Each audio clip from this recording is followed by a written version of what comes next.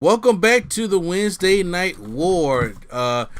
This is, of course, your host, Mr. A&D, and then me and Prime Time knocking this out. We're doing the audio for you guys. I do apologize because, probably a little under the weather and stuff like that, and it's just like, it's much more easier to do it audio. So what's going on, Prime? What's up? What's up? All right, so we got a couple things here on the Wednesday night agenda here as the Dusty Rhodes Cup is here, and you know what? It shocked me this week, and along with the Fight Pit. So we got both of those coming up, and on AEW Dynamite we got the Inner Circle triple threat tag team match at the end. And what is going on with Sting? So let's find out all these things. You didn't go to AEW this week, did you? Yeah, I did. Okay.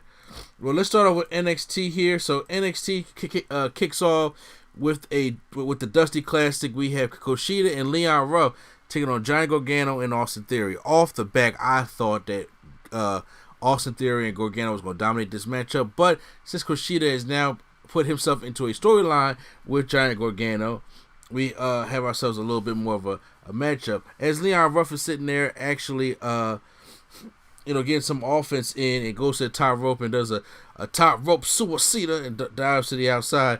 Kushida is in the ring with Gargano, and then he hits the arm trap fisherman suplex on Gargano, the North American champion, and pins him. Leon Ruff and Kushida advance in the Dusty Rhodes Classic. I'm gonna be honest with you, didn't see that coming. I didn't see it either. This man died multiple times, multiple main events, but can't take a perfect flex. Talking about Gargano? Yes. Well, I mean, that's supposed to be his finisher, or at least one of Kushida's finishing moves. Yeah, so. But one of his finishes when this man kicked out of Adam Cole finisher and Tommaso Ciampa finishes like 3-4 times in one match, and he can't take one finish from Kushida. I would have Austin Theory take the pin. Sorry, your mic's kind of going in and out. Oh, I said I would have had Austin Theory take the pin. Yeah, I honestly do, but I guess him pinning the North American champion now shows that he's now moved up in line to have a shot for that North American championship. Are they going to have I don't know. They're not going to have a takeover on Royal Rumble weekend, are they? They didn't say yet. Okay, I'm about to say, because if they would have said it by now. It's 2 weeks. Yeah, so I guess not. No, probably not, because they just had New Year's Evil, so I guess not. So whatever the case may be. Pete Dunne said he's coming for Finn Balor to take his NXT Championship. And then, sorry, Valentine's Day is their next one. Valentine's Day? Okay, that's kind of cool. Valentine's Day takeover. You know what I'm saying? It gives me something to watch, because usually the All-Star game for NBA be at that time, but they got pushed back to April now? I think so. Yeah, after March Madness. If it's still a March Madness, I don't even know what's going on with that. So Michael Bivens is backstage also hyping up Tyler Rust as the future of NXT, and I was like, whoa, Michael Bivens, where have you been at? Where are your Native Americans at? Yeah, they just dropped all that completely. I'm about to say, oh, okay. Karrion Kross is out to take on Ashanti D. Adonis with Desmond Troy. So this is basically a squash match here. Karrion Kross beats his man pillar to plex, and it keeps giving him those suplexes, then gives him the forearms to the back of the head, and then as Desmond Troy comes to check on him, he gets choked out also. So they did this, feat and Karrion Kross people to do. MSK is down for a sit-down promo in the ring, and then to let everybody know who they are. So it's like, I don't see the third guy, so I don't know if they're waiting on. It's like they act like this is tag team right now. So yeah, he's not. I guess he's waiting. Okay. He hasn't signed anywhere yet. Oh, okay. Well, Dusty Rhodes Tag Team Classic first round. Imperium taking on Lucha House Party. This, in my opinion, this was the second match of the night, because this match was better than I thought it was going to. This is more competitive than I thought it was going to be, and it took Lindsay Dorado and Grand Metal League back to a place where they haven't been there before. So, yeah, but I just hate that it's against the Imperium. But I mean, Imperium ain't been doing much recently neither, so they kind of fallen off the wayside. Also, I think that's the hint that at the end of the match, Alexander Wolf came out there, which I'm like, him, okay, but I mean, that's a good sign. Yeah, that's a good sign. They probably because he was stuck in the UK, so that means Walter probably come back and fight with them. So that would be dope too. Lucha hit a drop kick into a powerbomb for near for Fabian Aichner whips a Dorado, and then Bartel hits him with the stereo slam, and Bartel hits the spine buster running kick for a near fall, but Dorado is a super kick to Barthel, and then goes up for a shooting star press, beautiful shooting star press, and wins. Very competitive matchup between these two teams, and then two of my pick, I did not think Lucha House Party was going to beat Imperium. So Lucha House Party advanced and Leon Ruff and Kushida advanced. So now the Dusty Classic thing is up in the air. Which now I'm thinking I'm changing my pick. And I think it's going to go to the Grizzle Young Vets now. Not at all. But keep going. You think it's going to go to MSK? No, well, I'll let you know when we get to it. Okay. Keep going. Now, William Regal and Beth Phoenix on stage, and they talking about how proud it is to be NXT and how they made history, talking about the Women's Revolution for people like Becky Lynch, Asuka, Charlotte, Bayley, Shayna, Bianca, all the people that has Sasha, all people that in this stuff, even Carmella. And they have their pictures up there like it's WrestleMania 22 in Chicago again. So they're doing the first round of the Women's Tag Team Classic. Toni Storm and Mercedes Martinez taking on Casey Catanzaro and Kaden Carter. Now, because we knew that team wasn't going to go through. Which one? Toni Storm. Honestly, because I thought they was going to really just job Kaden Carter and Casey Catanzaro out. But why would you think that? Because it's Mercedes Martinez. They were trying to push Mercedes Martinez. Yes, but Casey Catanzaro and Kaden Carter are the only tag team in this whole thing. Yeah, well, look, it actually did shock me. Then they take Toni Storm down, and I swear Casey Catanzaro gets the tag from Kaden Carter, and she does a spinning Phoenix splash where she lands on Toni Storm's back with her back. I'm like, what the hell was that? I don't think she could recreate that if she wanted to. No, I think it just happened. She just said, I'm going to jump and flip and do a couple flips. Hey, whatever happens, happens. Mm-hmm. Yeah, so I liked them. And they won the matchup. They were convincing, like, I agree with you. They are like one of the most legit tag teams that they have on this thing. And I kind of want them to go for. I mean, I like the team of Ember and Shotzi also. I mean, but you know, I don't know if they have that much confidence to give it to Kaden Carter and Casey Catanzaro. But that would be dope, though, because that will really put them in the forefront. Yeah, I don't know how far that goes. Tag team like in Impact, they had their women's title tournament. And it was only like three actual teams in there. Other people were just like stuck together. No, okay. No, that's dope. I'm saying that. So, like, and besides, I love, you know, Casey Catanzaro's cute, and then Kaden Carter, man. I love me some Kaden Carter. little thickness. So now we're moving on to Bronson Reed taking on Tyler Russ with Malcolm Bivens. And Bronson Reed just really kind of beats the shit out of Tyler Russ. I mean, Tyler Russ does try to mount some offense, but then Bronson Reed is just too much for him. Goes to the top and hits the tsunami for the win. And then that's basically all she wrote there. And I was like, well, Michael Bivens had some heat, but then now he don't. And I'm like, well, that sucks. Bring back what happened to the tag team. I'm gonna, you know, we ain't got no tag teams really much on NXT, so you can bring that back, but I guess not. They probably couldn't wrestle or something. Who knows? Okay. Now, this part I missed. I know they had the whole Finn Balor, Kyle O'Reilly, Undisputed Era locker room thing, and I missed that whole thing. Then they had the promo between Santos Escobar and Phantasma, and then of course, Man,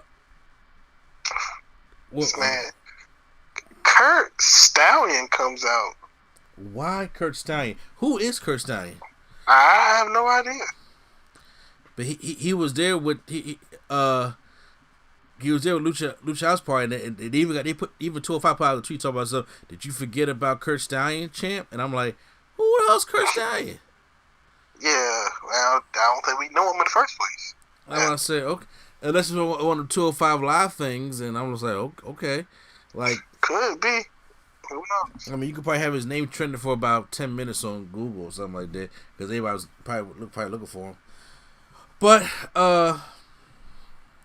Drake Maverick Killy Dame interview backstage, but he says that they're best friends and they're going to compete at the Dusty Classic, obviously. And Dave says he slaps him on the back, which hurts Maverick. I do not want to see them win. I don't want to see them win. Is that who your pick is to win? No. Well, who's your pick? Because you told you were gonna wait till later. Alright, fine. I'll just say, even though I hate when they do makeshift teams, I might say Finn Balor. Finn Balor, Kyle O'Reilly. Mm-hmm. That would be dope. But I don't know. Finn Balor did win the first classic. He did with Samoa Joe. Even though I still think that MSK should probably win it, or Grizzled Young Vets should probably win it. So I mean, when I look at the list and knowing how NXT do it, they've only had one or two real teams win it, and the rest of are makeshift teams. Okay. Ricochet, Aleister Black, Pete Dunne, and Matt Riddle. Finn Balor, Samoa Joe. Then you got AOP. Then you got Undisputed Era. Yeah. So I mean, they do makeshift teams. I would say either Kyle O'Reilly and Finn Balor or another team we'll get to later. Okay. Tommaso Ciampa taking on Timothy Thatcher in the Fight Pit. This is the second Fight Pit ever in NXT history, and this has been known to be Timothy Thatcher's match. So, hey, we got to get on to that. So, this match is hard hitting and brutal, and we got a couple slams to the outside. We get to up to the top of the Fight Pit, and then there's Ciampa hits a guillotine on Thatcher from the post up there. A lot of grappling in this match, which I figured you wasn't gonna like this.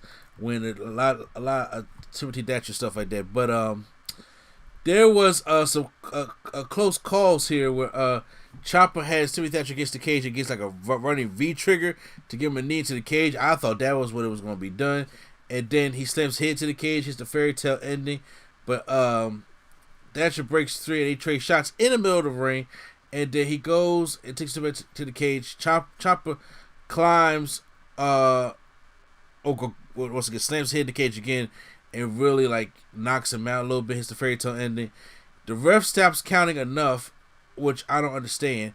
Thatcher starts to make his way up and tries to put Ciampa in the sleeper hole, but then Ciampa gets out, goes to the top rope, but until Thatcher catches him and puts him in like that God, what's that move called? The Brock Lock type thing, with the leg around his head, and grabs both his arms and pulls it together, and it's rubbing Ciampa's knee up against the cage. Ciampa has no choice but to tap out, and Timothy Thatcher wins the Fight Pit. This is his style matchup. I thought the match was good, but I don't think it was better than Riddle and Thatcher. Mm-hmm. Yeah. Yeah, like I said, it was very grapple heavy in this one. I think Matt Riddle and Timothy Thatcher, because you had a little blood in there, and then Riddle was more of a high flyer, so he took more of the dives off the top of the Fight Pit. He took some more bumps up on top of there, where Ciampa was more brutal with it. So it's not that it's a bad thing. It's just I don't know if their styles mesh well like Riddle's and Thatcher's did. You know what I mean? Okay. So how'd you feel about it? I thought it was okay. I thought the first one was better, of course, but like Does it kind of ruin the fact that after all this, they're a tag team now? Yeah, I don't like that. I don't know. I don't know if because it looks like they're doing the Sheamus Cesaro thing, which the Bar end up working out as a great tag team. Yeah, so I say either Balor or Calarelli or Thatcher and the Ciampa. Yeah. So they're attaching that, but yeah. So, but I'm like, okay. I mean, they still need a rubber match. I mean, Thatcher won one and then Ciampa won the other one. But let's go over to AEW Dynamite. So it's the Inner Circle Tag Team Challenge, is the headline thing for tonight. But today also is -1's Brody Lee Jr.'s birthday. Mm-hmm.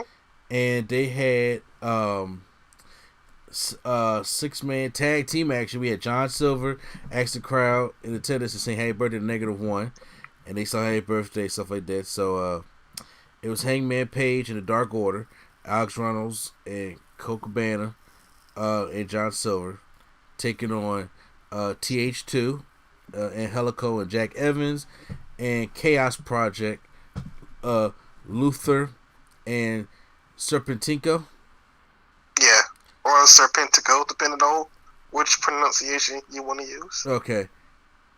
I missed the match. So what happened? No, just a regular birthday match of you get cake in your face, you get thrown into the cake, and you lose. So was -1 actually part of this matchup? No, he was just there hitting people with kendo sticks. You know, I like that Tony Khan gives him an opportunity to actually be part of the show. Yeah, he cut a little promo too. And I mean, he said the live show. I ain't talking about Dark. I mean like the live show. Yeah, he cut a promo. Yes. He said, "Do y'all think y'all can ruin my birthday? Nah, it ain't gonna go down like that." Then he put Luther's face in the cake, and then he hit Serpentico with the kendo stick. And then he said, "Idiots, my birthday was 3 days ago," and then threw papers at him. The Dark Order. Yo, are they bold enough to make him the new leader? I don't think so. I don't know if they can commit to have him there every week or whatever, or do stuff. But I guess he is the unofficial leader. So I guess like if he do say something, I'm pretty sure they'll do it. As far as the show is concerned. Oh, wow. Like I like if he says like I don't like MJF, go beat him up. I'm pretty sure they'll have a segment with them trying to find him or something. But did you see what happened after the match? No, what happened after? I missed. I didn't come in. Okay. So they asked Heyman to officially join Dark Order. And he said he can't, but like they thought he said yes, so they did like they flashed up. He said yes on the screen. They done had confetti come all out, and they had all these like these party people coming, like the Rose Express, like the Rosebuds. They had the Rosebuds come out and everything. They had to like shoot it all the way and clean it up and everything. And I was like, oh, okay, we understand. And then he just walked away. So, who knows where that's gonna go? Well, they obviously need a new leader, obviously, because they're gonna try to figure out what's going on with that. Like I said, I'm happy. First of all, props to -1 Brody Jr. because it's gotta be hard to keep coming there and doing your dad's stuff as you just like buried your dad not too long ago. And it's like, it's just kind of hard to kind of just just move on from there. But he's being very strong about it. Very strong about it. Yeah, because they all are like embracing him. Like I seen I don't know when this was. I seen a video of like him in a hotel lobby, like a little kid fighting around, and like nobody's getting mad, and nobody's like, how when some little kids are like doing something, people look at it like, can you get your kid? It's like all the adults are like actually like rolling around with him in this hotel. Even Jericho. Jericho's like, oh, you're not gonna sell my move, huh? Like, and I just like I feel like I like it. Well, it's I gotta watch more of -1. Backstage with MJF and Chris Jericho, Tonight's going to be something. The Inner Circle is going to stay stronger than ever, no matter what happens tonight. The deals that we lead together as a unit. Then we get Tony Schiavone's in the ring to introduce Darby Allin and Sting. So, what is the thing? Because I missed, I didn't come in until we got to Cody and Pete Avalon. Is when I started watching. Okay, so basically Sting got in the ring, went up to Darby, and he puckered up. Because this man was definitely, you are the best, Darby. You're a good champion. I'm going to congratulate you and all this. I'm like, and I don't seem normal for Sting, but okay. Okay. And Taz basically came out and challenged him to a street fight, which they accepted. Wait. Taz challenged Sting to a street fight? No. Brian Cage and Ricky Starks versus Sting and Darby Allin in a street fight. Wait. You said Brian Cage and Ricky Starks taking on Sting and Darby Allin in a street fight? Okay. You know, I was the one that was like, AEW knows how to use their legends a lot better than WWE. Absolutely. What the Prime? Really? You go ahead. Keep that same energy. That same energy you talk about. Don't want to see Sting wrestle. That's what I'm talking about. Well, I mean, if he don't, is going to wrestle, don't you do this shit. Don't. He don't got to take a bump. He's not going to take a bump. I'll tell you that right now. It's a street fight. Yes, punches and kicks. He not okay. So he going to spend nobody. So you mean tell you Sting going to be Super Saiyan God, Super Saiyan, and nobody going to get a hit in on him? He going to use the baseball bat. No, I'm saying that AEW street fights are not in the ring, so they could be like in a parking lot somewhere. Or you can like kick Sting in the gut or do something that he'll fall off camera or whatever. Like Darby being there the whole match, getting beat up, and then Sting will come in at the end, hit him with a baseball bat, wham, and Darby do the coffin drop off of somewhere high. I'm sure it'd be something stupid, like something simple.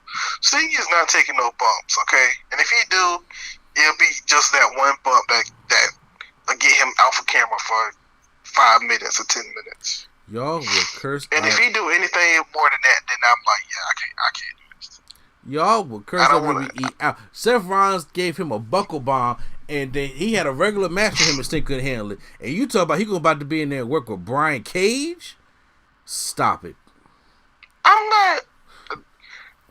Because if it's a tag team match, if it's a tag team match, Ricky Starks is going to most likely be on Darby Allin because their body language stuff like that, or even they may switch. But Brian Cage working with Sting, no. Wait a minute. When you say a match, what do you think I mean by Sting having a match in 2021? Look, bro, it's a street fight. Okay, if you want to make an entertaining street fight, they're going to be weapons, and then Sting not going to take no suplex. Sting's not going to take no scoop slam. Sting is not taking nothing but punches and kicks. I'm telling you that now. Punches and kicks for Sting. It's all he's and chops. It's all he's taking.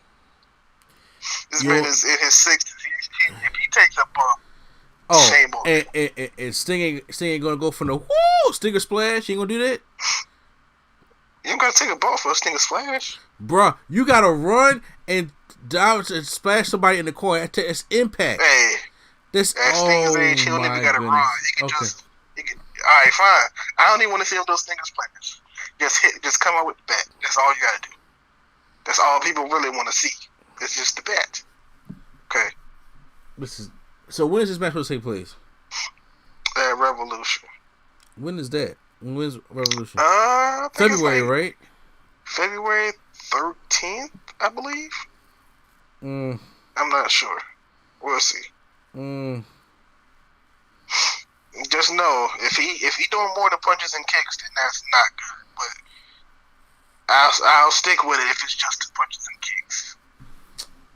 I'm telling you right now, when we review that show, you're gonna be pissed because I'm gonna tell you, Sting is not going to just stick to punches and kicks. And I'm gonna be like, I want all that energy. We're talking about Sting come back in WWE, and y'all don't want to see Sting wrestle again. Well, guess what? Here we go again. And Sting will be wrestling that 60-year-old T-shirt because his body ain't right no more. So, here we go. And I mean, look, I will at least say Sting doesn't try moves he know he can't do. Like, that's Sting bullshit. Prime, that's bullshit. Sting, you know it. So, what move has Sting hit in AEW other than hit somebody with a baseball bat? I'm talking about Sting in general because he knew he should took Sting knew he should took them buckle bombs. Sting knew he should have went to the announce table. Sting knew he shouldn't have taken no Falcon's arrow from Seth Rollins, and that was 5 years ago.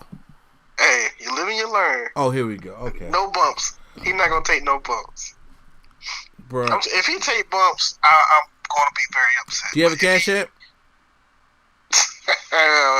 If he no, I ain't actually that. Do you have a cash app? I'm not betting on this. Bro, I'm ready. I'm like, there's $10. I got $10 right now.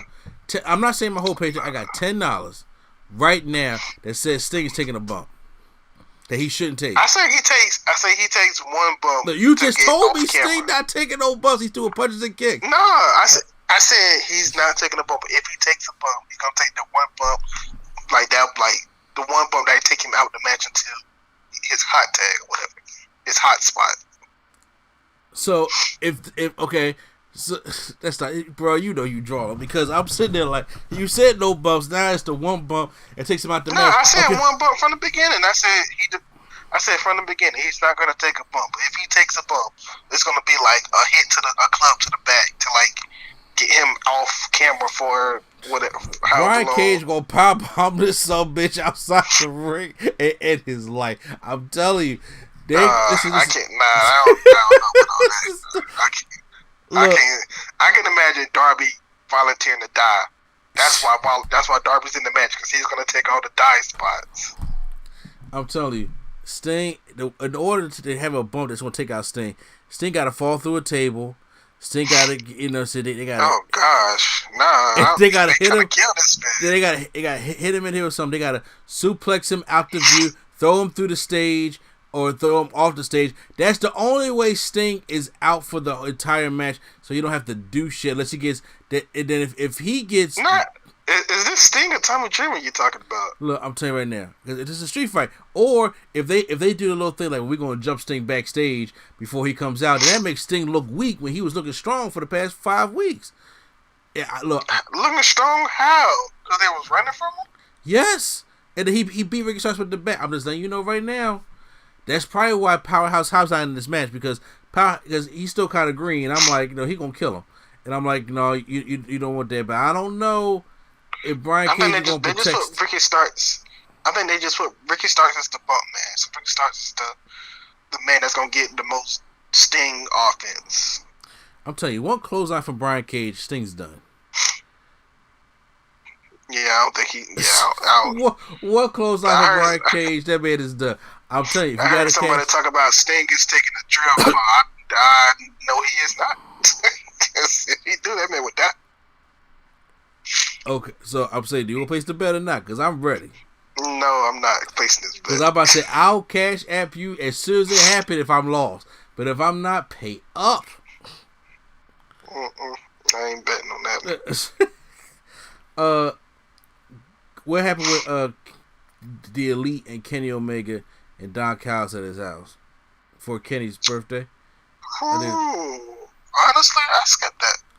Oh, really? I turned NXT. I turned NXT at that point. Okay. Like I said, now this is when I finally turned to AEW. So we got Cody Rhodes taking on Pretty Peter Avalon. So I was like, okay, what is this match for? It's obviously for to set up something like that because during the match, Jay Gargill comes up on the stage and stares Cody down, and it causes a distraction, but it does not get him a loss because Cody kicks out of the roller that Peter Avalon tries to do, and Cody locks on the figure four to Peter Avalon, but Avalon was able to reverse it.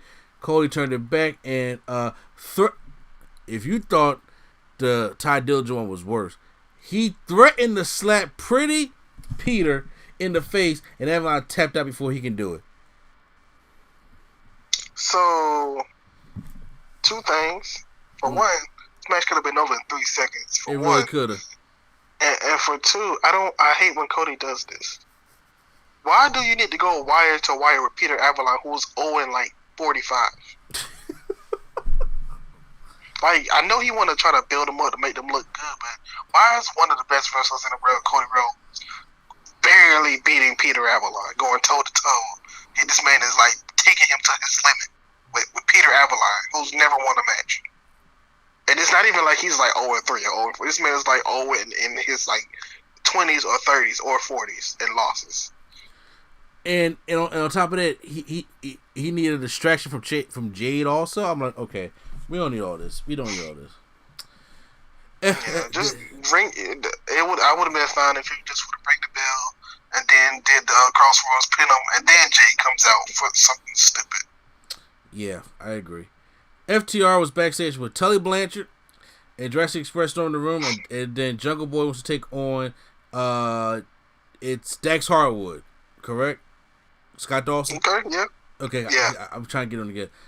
John Moxley versus Nick. At first I thought I said Nick Cannon. I was about to say what, but no. Nick Bruiser Brody. Yeah, he do like Bruiser Brody. Yeah, in his Dynamite debut. So good matchup here. Everybody keeps talking about how he looks like Bruiser Brody. He's a student of QT and Dustin, noted Shivani and everything like that. But Moxley puts the hooks in on Kamartaro and puts him to sleep. And then after the match, Moxley gets on microphone. Anything can happen on Wednesdays on Dynamite. Pipes the crowd up and everything like that. And then he let everybody know that he's still looking for Kenny Omega. He draws more bodies, bigger brawls, more blood, more violence, more necks to break, more limbs to snap. I love this. You can bring whoever you want from Nashville, Mexico, Japan, but all the roads lead through me. So Impact is in Nashville. Yep. So yeah, okay, right on that one. So I'm assuming somebody from Impact is going to come out next week and beat him up. Yeah, because I mean, everybody just Private Party was just on Impact this past Tuesday, weren't they? Hold on.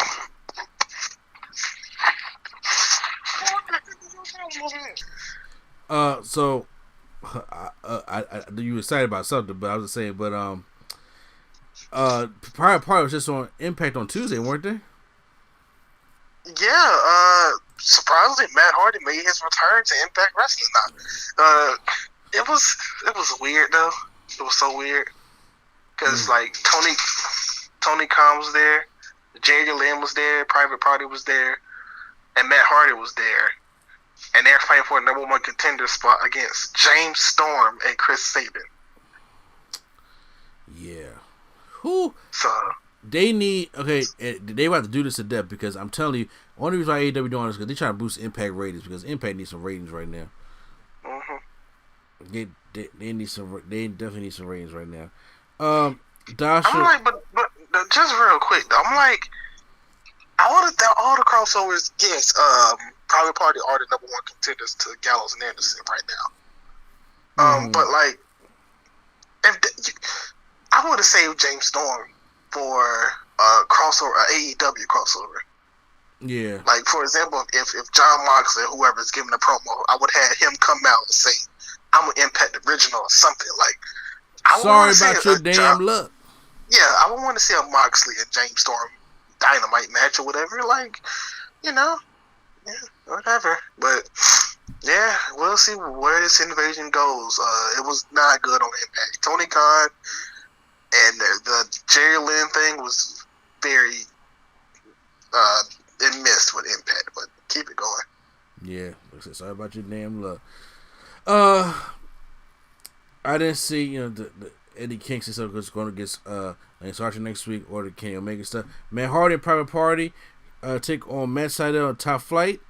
Good matchup, huh? Good matchup here. It wasn't.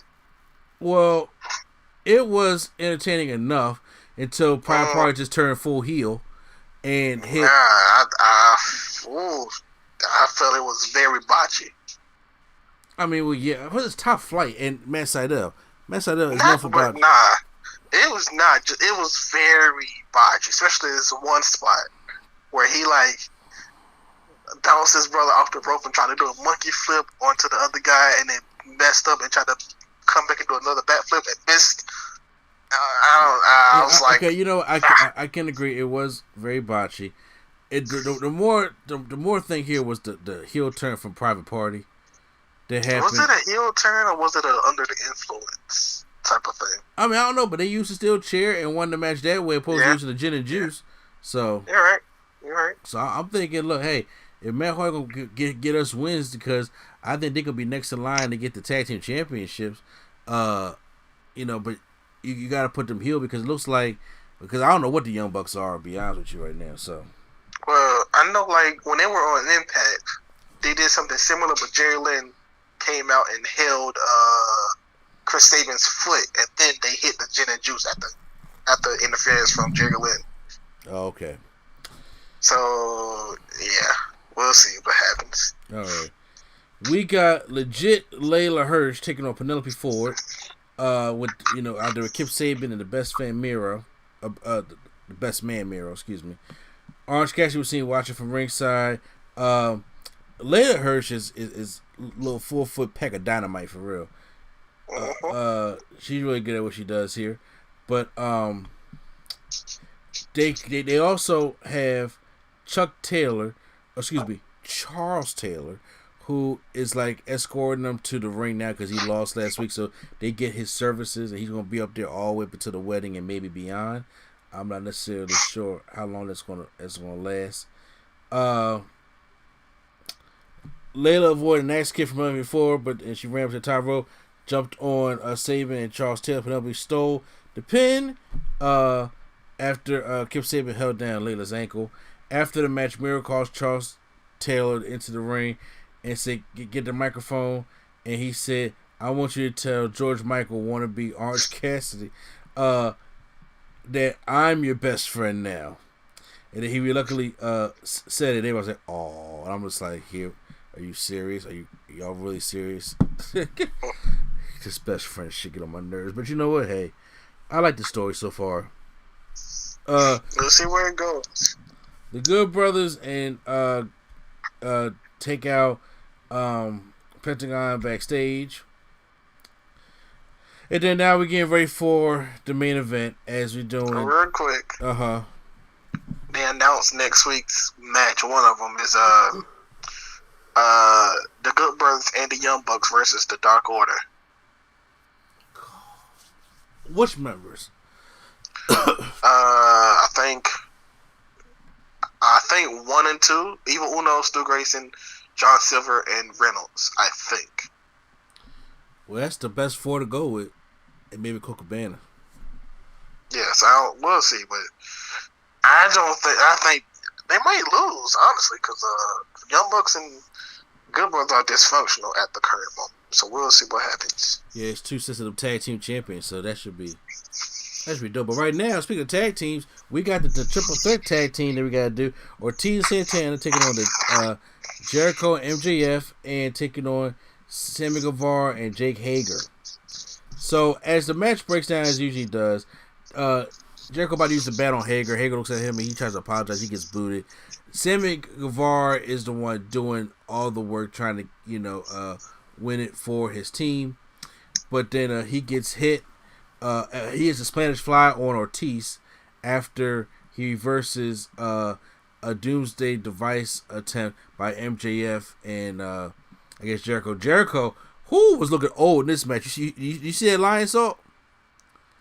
Yeah, I think this time I don't think this one was an old thing. I think he honestly just slipped because his foot wasn't. I seen one of his feet did slip. No, he stepped up and kind of did a lot. I was like, ooh, you looking damn near 50 right there, Chris Jericho, to be honest with you. He hits a poison rhino on MJF. Sammy Guevara runs up, hits a Spanish fly on Ortiz, and then MJF Powerbomb Sammy and Jericho followed up with that line, so it was terrible. Santana tagged in blindside Chris Jericho, and then Ortiz got a 2 count Jericho, but Jericho came back with a cold breaker, and Ortiz kicked out. Sammy connected with a jumping knee strike and hit Jericho. Jericho's now out, and then he tried to go finish MJF because Wardlow passes him the ring. Uh-huh. Yeah, and then but Sammy sees that, but then he runs up to him, and then Warlow's pops up on the apron. He runs into him, falls backwards from the collision, and MJF rolls him up with the tights for the victory. So MJF and Jericho win the match. Okay, so a Revolution. Are we getting MJF versus Sammy Guevara? Probably, but I think that was the wrong choice. I honestly, I would have had Sammy and Hager win, and then somehow Sammy gets hurt, and have Wardlow and Hager win just so they can get that over with. But this match did feel like a unofficial Sammy face turn. It did. That's what I'm saying. It's going to be something at Revolution, and I think it's going to be MJF taking on Sammy Guevara so they can lead the inner circle. Because now Jericho and MJF going to be the tag team.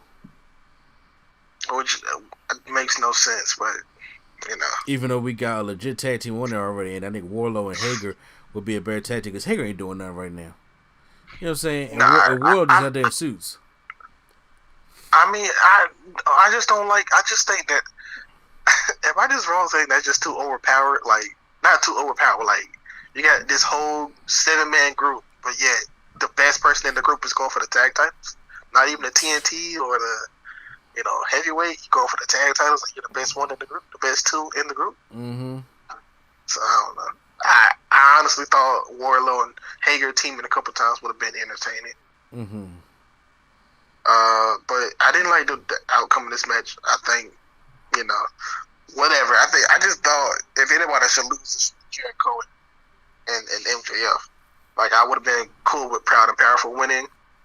But we'll see what happens. Right now, I don't know what's gonna happen. I know Sammy's about to be a face. I don't know if Hager is.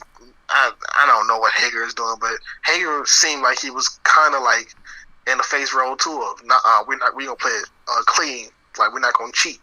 Yeah, so they may be on their way out to make room for MJF and Wardlow probably. So that. Mm-hmm. But guys, that was the Wednesday Night War. So who won for this week? Was it NXT or was it AEW for you? Ooh. I don't know. I might have to go. Honestly, I don't. I might have to go NXT. NXT won for me. I'll tell you that right now. Yeah, there was a lot of botches on both shows, but it was more noticeable on AEW. Botches. NXT surprised me. Kate and Carter and Case Cat Zero winning with that beautiful move that she did. Leon Ruff and Kokoshida, Lucha House Party, all them in good matches are advancing. And then we had the Fight Pit. Even though it was still a good match, it just wasn't better than Riddle and the Riddle and Thatcher one, but it was still a good matchup.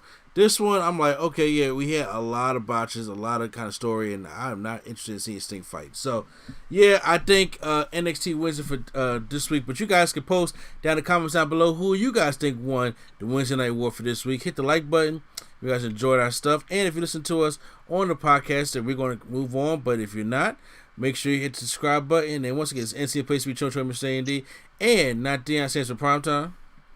All right, y'all. All right. And Nerd Coalition is out.